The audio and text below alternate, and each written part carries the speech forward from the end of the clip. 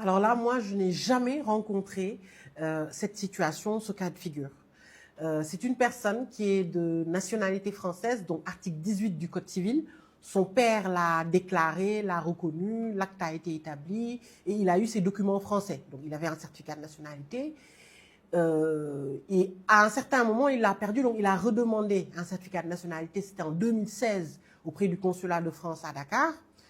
Il y a eu une demande de complément. Bon, je ne sais pas s'il a complété le dossier ou pas, mais en tout cas, il y a eu un refus de CNF parce que les compléments n'ont pas été apportés. Donc lui, il n'est pas inquiet parce que je ne sais comment il avait continué à avoir ses documents français, donc passeport et carte nationale d'identité, et il a décidé de se rendre en France en 2023.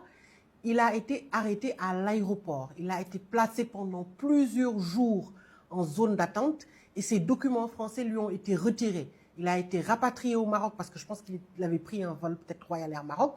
Il a également subi une détention avant d'être expédié au Sénégal. C'est assez grave. Donc lui, il est extrêmement choqué. Et ce que les autorités lui apprennent, c'est que sa nationalité lui a été retirée depuis le refus de CNF. Quand je regarde les dossiers, je me suis rendu compte qu'entre-temps, je ne sais pas ce qui s'est passé, il a pu renouveler ses documents français. Mais aujourd'hui, il a été signalé à l'aéroport, donc il ne peut plus rentrer en France. Pourquoi? Parce que sa nationalité a été retirée. Il a subi des conditions de détention et il a été traumatisé vraiment parce qu'il a subi en rentrant dans son pays avec son passeport français qui n'est pas un faux passeport avec sa carte nationale d'identité, mais il apprend comme ça que ses documents ont été retirés. Donc j'appelle la vigilance de tout un chacun. Aujourd'hui, l'administration française est intransigeante vis-à-vis des documents d'état civil, vis-à-vis des documents de la nationalité. Quand vous faites une demande, déjà, donnez une bonne adresse.